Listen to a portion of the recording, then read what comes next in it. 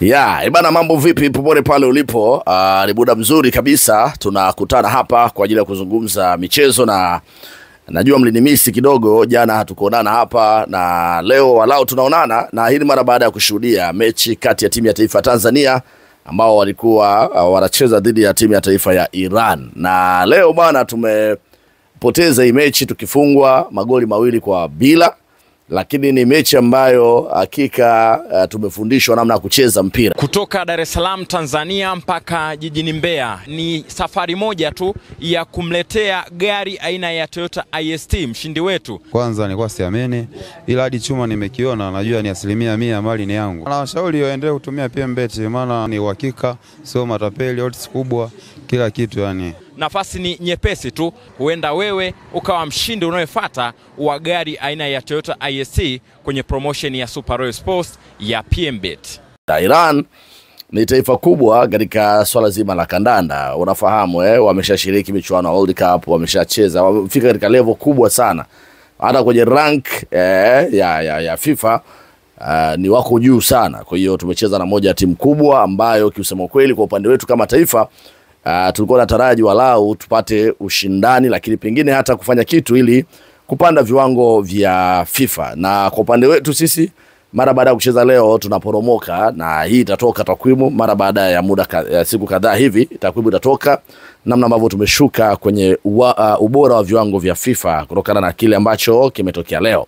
Hii ni mechi ya kirafiki ambayo iko kwenye kalenda ya FIFA. Kwa hiyo kama mechi iko kwenye kalenda ya FIFA, ina maana FIFA wanaitem kama mechi hii pia ina point. Kama endapo timu moja itashinda inapanda, itakayefungwa inashuka. Kwa hiyo tunaamini tutashuka, lakini haukwepi kwamba tumecheza na timu ya namna gani. Tumecheza na timu ngumu sana, timu bora, ina wachezaji wa kigeni ambao wanasakata kandanda barani Ulaya, maeneo mbalimbali wapo wanasukuma gurudumu. Kwa hiyo tutakutana kigingi kikubwa sana, lakini bado tunaendelea kuonyesha udhaifu mkubwa sana. Hata kama tunacheza na timu kama ya Iran, basi kuna walao tuweze kuona individual style, individual brilliance. Tuone wachezaji tofauti wakidisplay ubora wao ili waweze pia hata kujitangaza. Lakini bado tunaona upungufu wa mbinu, hasa katika eneo la kucheza mpira kwa upande wa kocha Hemed Suleiman Morocco. Wachezaji alionao bado sana katika eneo la kushambulia na eneo la kufunga magoli. Inaonekana ni timu fulani ambayo inacheza katika kujilinda, na pia ndio maana tunafungwa pia magoli mengi sana. Magoli ambayo leo yametokana na uzembe wa mabeki. Bakari Nondo Mwamnyeto leo hakuwa katika form yake kama kawaida, lakini Ibrahim Baka Abdullah ndo beki ambaye kwa sasa amekuwa anazua gumzo kila kukicha. Beki ambaye amekuwa hana utulivu, anakuwa akifanya makosa mengi na anacheza rafu nyingi ambazo hazina faida, unnecessary fouls ambazo hazina faida. Amepiga mguu wa mchezaji wa timu ya Iran bila kugusa mpira, mwamuzi anafunika tuta. Ingekuwa ni kwetu pale, waamuzi wetu tulionao, waamuzi mpeche pale, wangesema bana hii haistahili kuwa penalti. Unaona bana, wangepepesa, wangefikia. Lakini waamuzi walionyooka, wanabeji ya FIFA wanatazamwa. Kumbuka mechi ya kirafiki ya kimataifa inatazamwa duniani. Tanzania pia ilikuwa inatazamwa duniani. Mwamuzi alikuwa very quick kuweza kuamua tukio, na anaamua inakuwa ni tukio la penalti. Tunafungwa goli la kwanza kwa mkwaju wa penalti. Yakubu Suleiman anatikisika, anaenda kulia, mpira unapigwa kushoto. Mambo yakawa hivyo. Lakini pia alifanya makosa mengine tena. Goli la pili linapofungwa, mpira ulipopigwa nje ya box, makosa yalifanyika tu. Mara baada ya makosa kufanyika, Ibrahim Baka alideflect ule mpira, akampoteza maboya pia goalkeeper Yakubu Suleiman.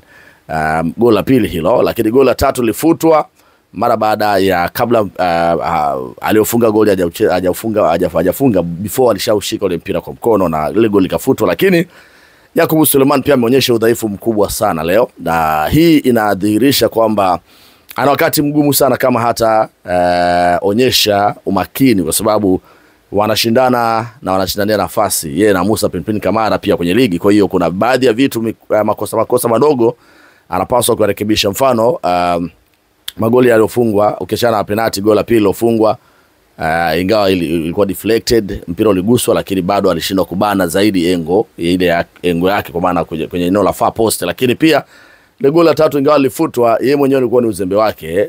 Mpira unapigwa, anahama upande, unagonga mguu, mpira unajaa kambani. Kwa hiyo kuna namna ambavyo leo hakuwa na utulivu kabisa Yakubu Suleiman. He need to grow up. Anapaswa kukua haraka sana, kwa sababu ya namna ambavyo ushindani unakuwa pia kwa upande wa ligi, hasa kwa upande wa Simba Sports Club. Na sasa kubwa amekuwa pia ni goalkeeper tegemezi kwa upande wa timu ya taifa ya Tanzania. Hatutalaumu sana leo, timu ya taifa wamecheza na moja timu ngumu sana, Iran, moja ya timu ya taifa kubwa, wametuacha mbali kisoka, nimesema hapo. Wachezaji wao ni wakubwa, wachezaji wetu sisi ambao umeona mchezaji ambaye anacheza nje ni Novatus Dismas Miroshi, lakini pia Alaraki ambaye leo hajaonyesha ubora wake. Mzungu leo alikuwa anarukaruka tu, leo alikuwa anarukaruka bana, poteza sana mipira, shida kuvuka, inaonekana anaweza kucheza na timu nyepesi, lakini timu ngumu hatoboi, unaona bana. Kwa hiyo Alaraki pia anapaswa kuimprove footwork yake na awe vizuri katika eneo la physique ili aweze kuwa sawa. Tagusa maeneo ambayo yamenivutia. Eneo lililonivutia ni mara baada ya Morris Abraham kuingia. Of course Morris Abraham kipindi cha pili alibadilisha mchezo, na hapa ndio nimekuja kumzungumza yeye. Morris Abraham, that boy has a talent. Yule mchezaji ana talent kubwa sana, talent kubwa mno, pure talent. Na kutokana na amecheza pia kwenye academy, sishangai kuona ubora wake. Na huyu mwamba naamini anaenda kuchukua nafasi ya watu pale Simba. Naamini huwezi ukawa na Morris Abraham ukaweka bench, ile ni mali.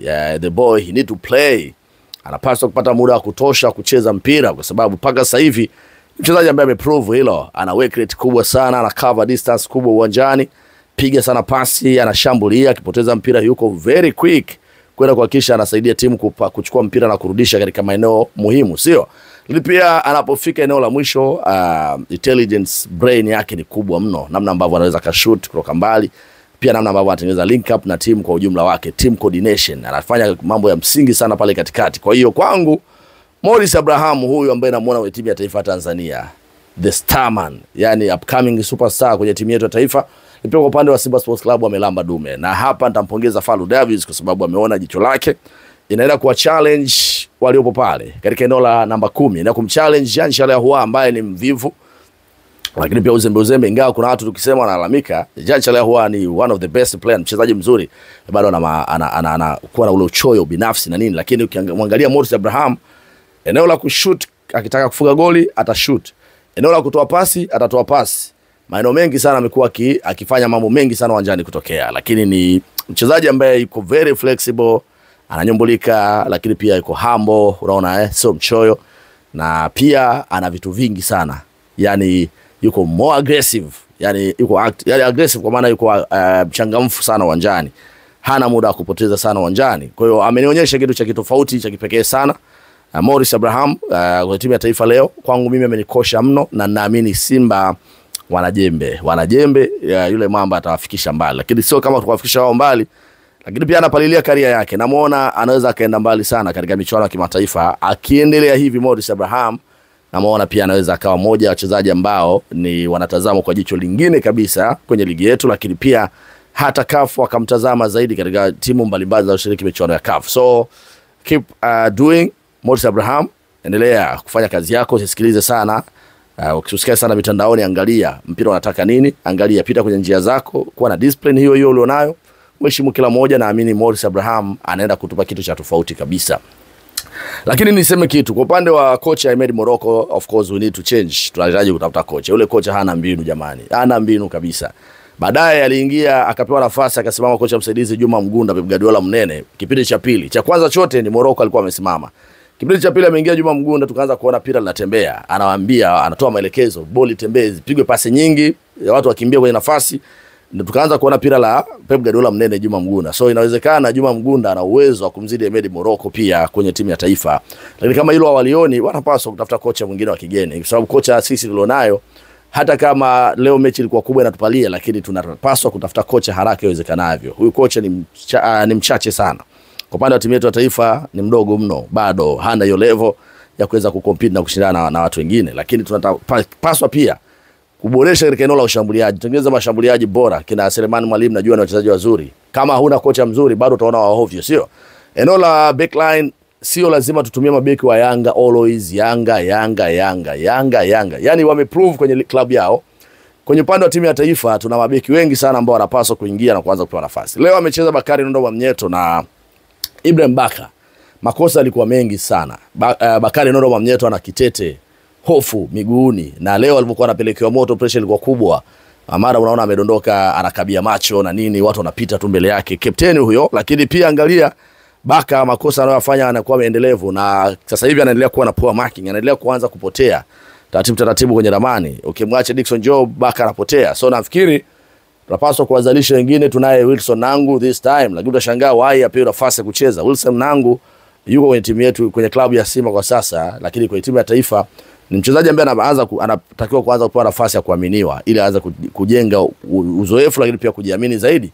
Pia Pascal Masinde, nyota huyu ambaye alitokea TMA yuko Simba pale, anapaswa kuanza kuingia taratibu akaisaidia pia timu yetu ya taifa ya Tanzania. Sio Baka, sio Job, sio Mwamnyeto. No. Now tunapaswa kuwa na option nyingine nyingi. Hawa jamaa wamechoka. Baka amechoka sana na I think haiko sawa kisaikolojia. Ingawa amefungiwa mechi 5 na kamati ya saa 72 ya shirikisho la mpira, lakini kwa upande wa timu ya taifa amekuwa na makosa mengi, kwa upande wa club pia amekuwa na makosa mengi sana. Tunapaswa kuzalisha wachezaji wengine katika eneo la backline ili kusaidia. Lakini pia mtu mwingine alionivutia sana mimi leo ni Yahya bin Zaid.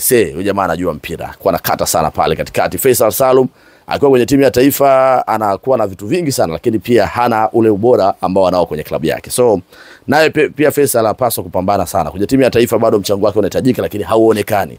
Anapaswa kufanya kazi yake. Sopu amepambana, nimemuona leo, lakini Paul Peter Kasunda kijana anakuja vizuri sana. Confidence yake akianza kujiamini, akipewa mechi mara kwa mara, tunaweza tukawa na namba 9 mwingine bora zaidi, Paul Peter Kasunda, na akaja akatusaidia sana hapo baadaye.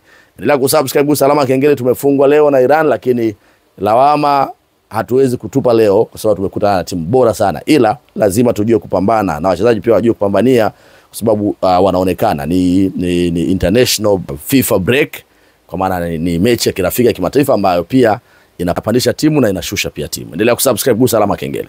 Tunamkabidhi mshindi wetu wa gari Toyota IST. Kwanza nilikuwa siamini kabisa, kwa sababu ndio mara yangu ya kwanza kushinda zawadi kubwa kama hii, lakini kwa sasa hivi imani yangu ipo kubwa sana, naamini kabisa kwa sababu gari ipo nyuma yangu. Utakapotengeneza mikeka yako na mikeka yako ikatiki, hapo ndipo ambapo unazidi kukusanya pointi zako ambazo mwisho wa siku ukifanikiwa kuingia kwenye ile leaderboard ya washindi 100, ukiwa kati ya washindi 30 wa kwanza, unakuwa umeingia kwenye kinyang'anyiro cha kujishindia Toyota IST.